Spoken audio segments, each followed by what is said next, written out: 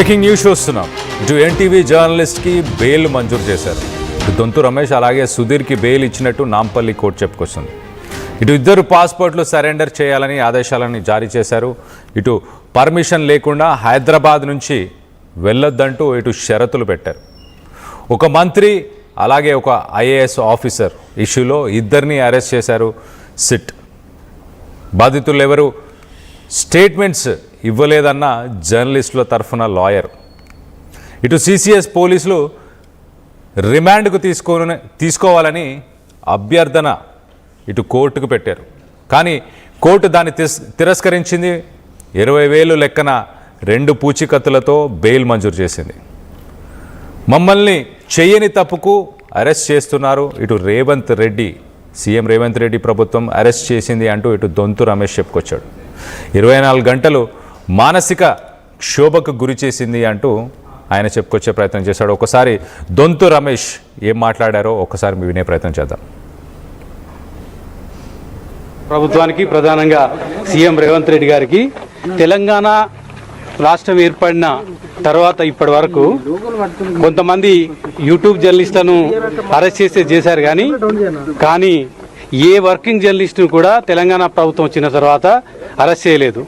కానీ రేవంత్ రెడ్డి గారి ప్రభుత్వం ఒక వర్కింగ్ జర్నలిస్టులను చేయని తప్పుకు మానసిక క్షోభకు గురి చేసేటట్లుగా మొత్తం కూడా అరెస్ట్ చేసి 24 గంటలు మానసిక క్షోభకు గురి చేశారు. ఒక్కటి మాత్రం చెప్పదలుచుకున్నాం తెలంగాణ ప్రభుత్వానికి, ప్రధానంగా సీఎం రేవంత్ రెడ్డి గారికి, తెలంగాణ రాష్ట్రం ఏర్పడిన తర్వాత ఇప్పటి వరకు కొంతమంది యూట్యూబ్ జర్నలిస్టులను అరెస్ట్ చేశారు. కానీ ఏ వర్కింగ్ జర్నలిస్టును కూడా తెలంగాణ ప్రభుత్వం వచ్చిన తర్వాత అరెస్ట్ చేయలేదు. కానీ రేవంత్ రెడ్డి గారి ప్రభుత్వం ఒక వర్కింగ్ జర్నలిస్టులను చేయని తప్పుకు తెలంగాణ వచ్చిన తర్వాత సీఎం రేవంత్ రెడ్డి ఏ వర్కింగ్ జర్నలిస్ట్ని కూడా ఎవరు అరెస్ట్ చేయలేదు గతంలో కూడా. కానీ యూట్యూబ్ జర్నలిస్ట్ని చేశారేమో చిన్న చితక వాళ్ళని. కానీ వర్కింగ్ జర్నలిస్టులని మాత్రం ఇదే మొదటిసారి చేయడం. 24 గంటలు కూడా మాకు మానసిక క్షోభకు గురి చేసింది ఈ సిట్యుయేషన్ అంటూ ఇటు Donthu Ramesh, NTV input editor, ఆయన తన ఫ్యామిలీతోని ఇటు వేరే ఒక సిటీకి వెళ్దామని ప్రయత్నం చేస్తున్న సమయంలో ఎయిర్పోర్ట్లో ఆయనని రాత్రి వేళ అరెస్ట్ చేశారు. ఇటు సుధీర్ని కూడా రాత్రి వేళ అరెస్ట్ చేశారు. ఇటు చారిని కూడా రాత్రి వేళ అరెస్ట్ చేశారు. అసలు ఎన్టీవీలో ఆఫ్ ద రికార్డ్ అనే ఒక ప్రోగ్రాంలో ఇటు ఒక సదరు కాంగ్రెస్కి సంబంధించిన ఒక మంత్రి అలాగే ఒక ఐఏఎస్ ఆఫీసర్, మహిళా ఆఫీసర్కి కొంత వ్యవహారం నడుస్తుంది వారి ఇద్దరి మధ్య అంటూ చెప్పుకొచ్చారు. దానికి సంబంధించిన దానిపై ఇటు ఐఏఎస్కి సంబంధించిన ఒక అసోసియేషన్, ఒక గ్రూప్ వాళ్ళు ఒక కంప్లైంట్ దాఖలు చేశారు. దానికి సంబంధించి ఒక సిట్ని ఫామ్ చేశారు. ఒక సిట్ని ఫామ్ చేయాల్సిన అవసరం ఏముంది? అర్ధరాత్రి వీళ్ళ ఇళ్లలోకి వెళ్ళి వీళ్ళని అరెస్ట్ చేయాల్సిన అవసరం ఉంది. ఫ్యామిలీతో పాటు వెళ్తున్న దొంతు రమేష్ని అరెస్ట్ చేయాల్సిన అవసరం ఉంది. మొత్తానికైతే ప్రస్తుతానికి ఇటు వీళ్ళకి బెయిల్ మంజూరు చేసింది ఇటు నాంపల్లి కోర్టు. దీనికి సంబంధించి లేటెస్ట్ అప్డేట్ తీసుకునే ప్రయత్నం చేద్దాం. మా ప్రతినిధి మధు ఉన్నారు, మధుతో మాట్లాడి తెలుసుకునే ప్రయత్నం చేద్దాం. మధు, చెప్పండి, కోర్టు ఎలాంటి కండిషన్స్ మీద ఇచ్చింది? కోర్టు సిట్ని ఎందుకు ఏర్పాటు చేశారని మనం క్వశ్చన్ చేసిందా?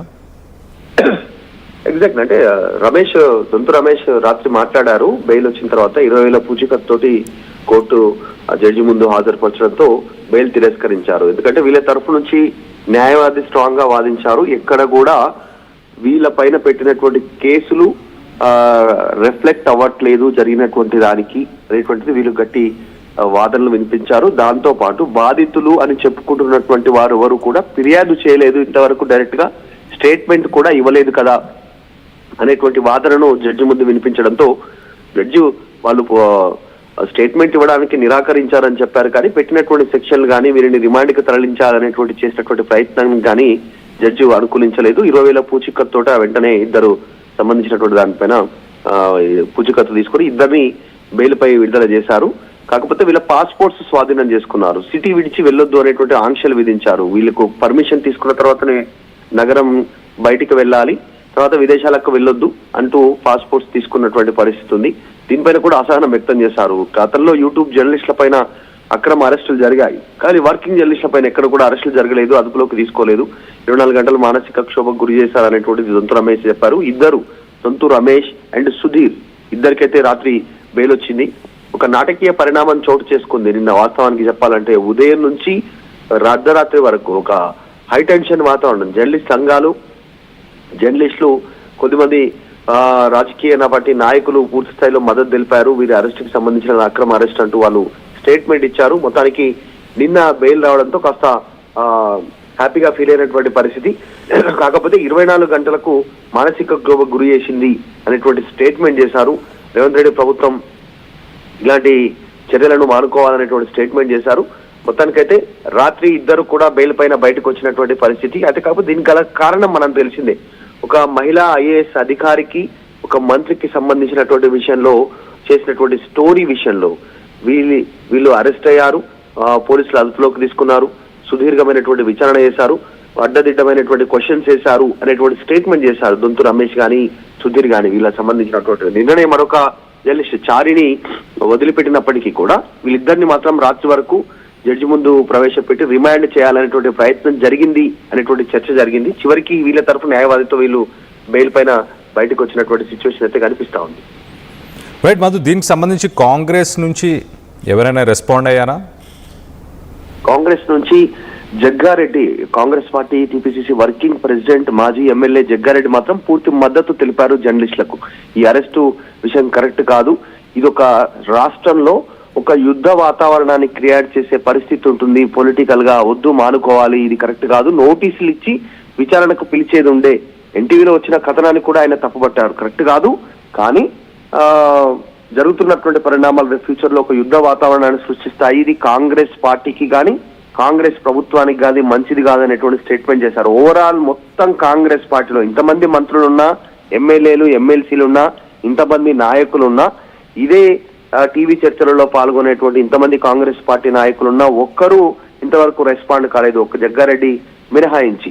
తర్వాత బీఆర్ఎస్ పార్టీకి సంబంధించినటువంటి నాయకులు, వర్కింగ్ ప్రెసిడెంట్ కేటీఆర్, మాజీ మంత్రి హరీష్ రావు, ఇంకా మాజీ మంత్రి తలసాని, ముఠా గోపాల్ ఎమ్మెల్యే, వీళ్ళంతా కూడా ఓపెన్ గా రెస్పాండ్ అయ్యారు. మాధవరం కృష్ణారావు, వీళ్ళంతా మద్దతుగా నిలిపే ప్రయత్నం చేశారు జర్నలిస్టులకి జరుగుతున్నటువంటి చర్యలను.